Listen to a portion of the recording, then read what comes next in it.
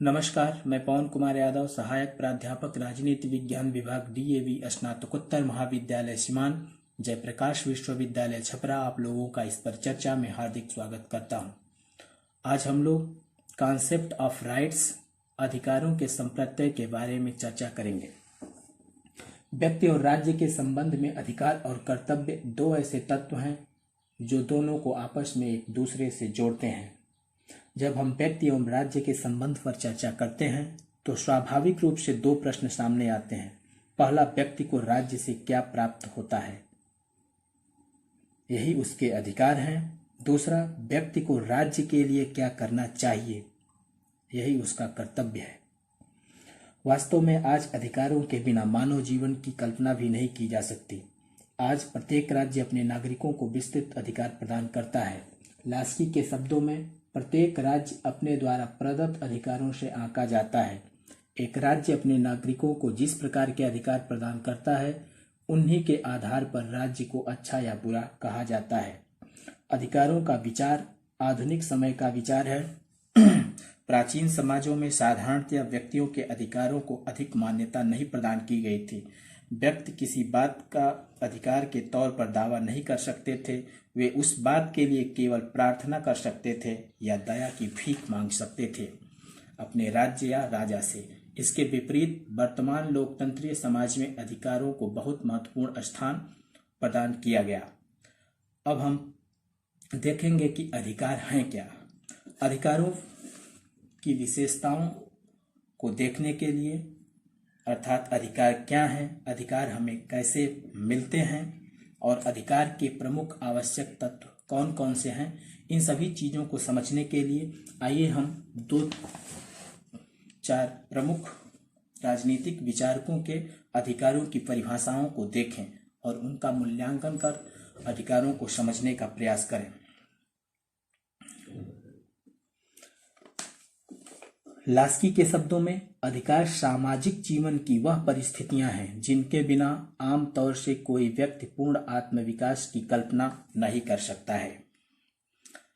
एक अन्य महत्वपूर्ण राजनीतिक विचारक गिलक्राइस्ट ने भी अधिकार को परिभाषित करते हुए कहा है कि अधिकार समाज के सदस्यों के रूप में व्यक्तियों में से तथा इस मान्यता से उत्पन्न होते हैं कि समाज के लिए अंतिम कल्याणमय वस्तु है जिसे प्रत्येक व्यक्ति में छिपी शक्तियों के विकास से प्राप्त किया जा सकता है। एक अन्य विचारक बारकर ने कहा है कि अधिकार व्यक्ति की क्षमताओं के अधिकतम संभव विकास के लिए आवश्यक बाध्य दशाएं हैं। बोसांके ने अधिकारों को परिभाषित करते हुए कहा है कि अधिकार वह मांग है जिसे समाज स्वीकार करता है और राज्य लागू करता है। ग्रीन का कहना है कि अधिकार उस शक्ति का नाम है जिसके द्वारा किसी मनुष्य का मनुष्यों के समुदायों के कार्यों को समाज के बल पर प्रभावित किया जा सकता है और जिसका प्रयोग सामान्य हित के लिए आवश्यक होने के कारण समाज द्वारा स्वीकृत हो।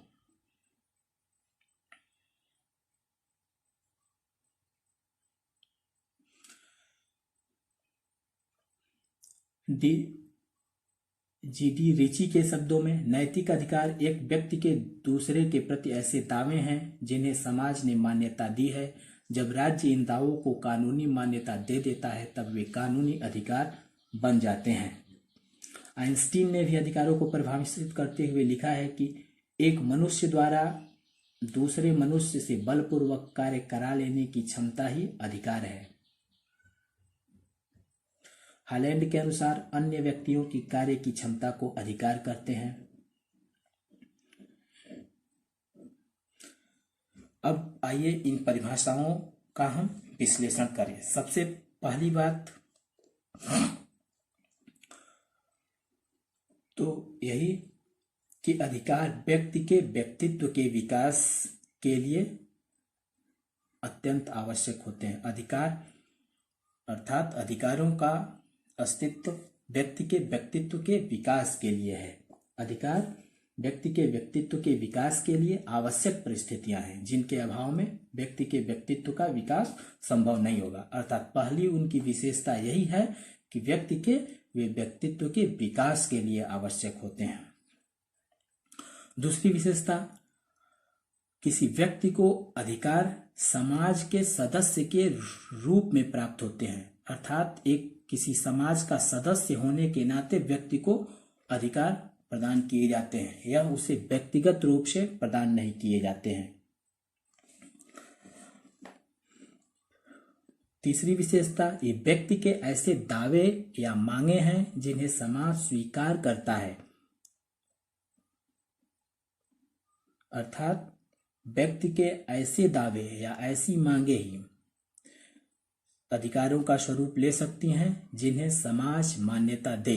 समाज जिन मांगों को मान्यता नहीं प्रदान करता है वे व्यक्ति के अधिकार के रूप में, उनका व्यक्ति के अधिकारों के रूप में अनुप्रयोग या प्रयोग नहीं किया जा सकता है। जैसे चोरी करना अधिकार किसी व्यक्ति का अधिकार नहीं हो सकता है, क्योंकि चोरी करना अनैतिक है और कोई भी सभ्य समाज चोरी करने को मान्यता नहीं दे सकता है या उसकी स्वीकृति नहीं दे सकता है।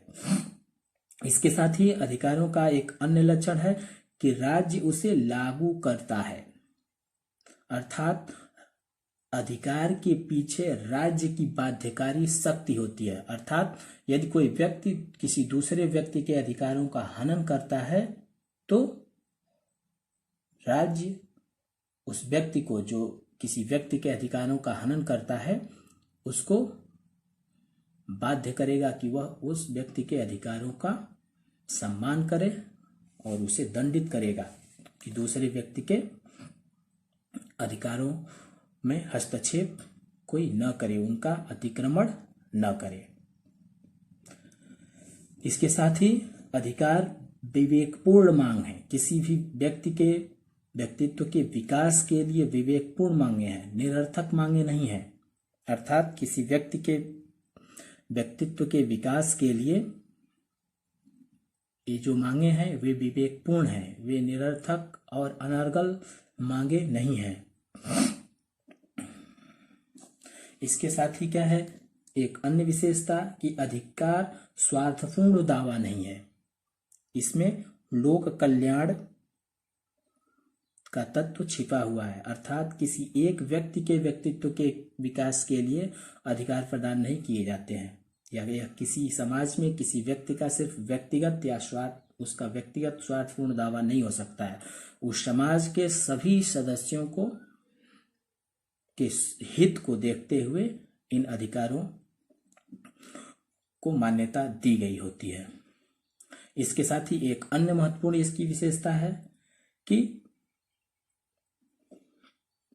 इनका स्वरूप सार्वजनिक होता है, अर्थात इन्हें सार्वजनिक रूप से लागू किया जाता है। किसी भी अधिकार का आधार व्यक्तिगत कामना नहीं है।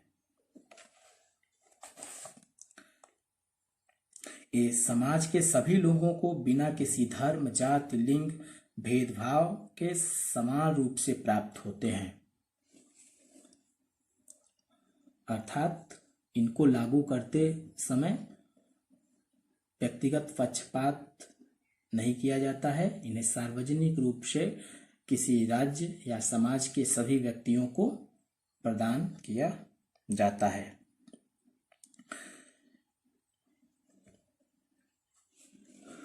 इसके साथ ही अधिकारों का एक अन्य महत्वपूर्ण तत्व है कि अधिकार किसी भी समाज एवं राज्य में अधिकार निरपेक्ष नहीं हो सकते या असीमित नहीं हो सकते।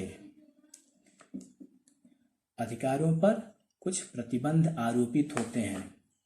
कोई भी व्यक्ति किसी भी समाज में निरपेक्ष अधिकारों का दावा नहीं कर सकता है। असीमित अधिकारों का आप दावा नहीं कर सकते हैं। इसके अलावा एक अन्य विशेषता है कि अधिकार में सकारात्मक और नकारात्मक दोनों प्रवृत्तियां पाई जाती हैं। कुछ अधिकार सकारात्मक प्रवृत्ति के होते हैं, कुछ अधिकार नकारात्मक प्रवृत्ति के होते हैं।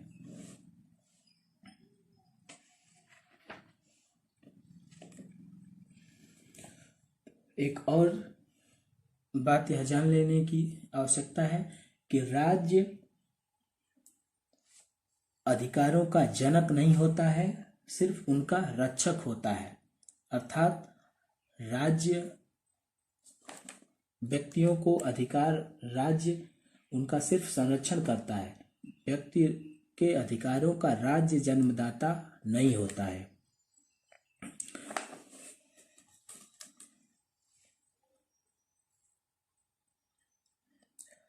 कौन सा राज्य किन किन नागरिक अधिकारों को मान्यता देता है, वह राज्य के स्वरूप एवं चरित्र पर निर्भर करता है। जैसे पूंजीवादी राज्य अधिकतर नकारात्मक अधिकारों पर बल देते हैं, समाजवादी राज्य अधिकतर सकारात्मक अधिकारों पर बल देते हैं, तथा लोक कल्याणकारी राज्य के अंतर्गत सकारात्मक एवं नकारात्मक दोनों ही प्रकार के अधिकारों की व्यवस्थाएं पाई जाती हैं। धन्यवाद।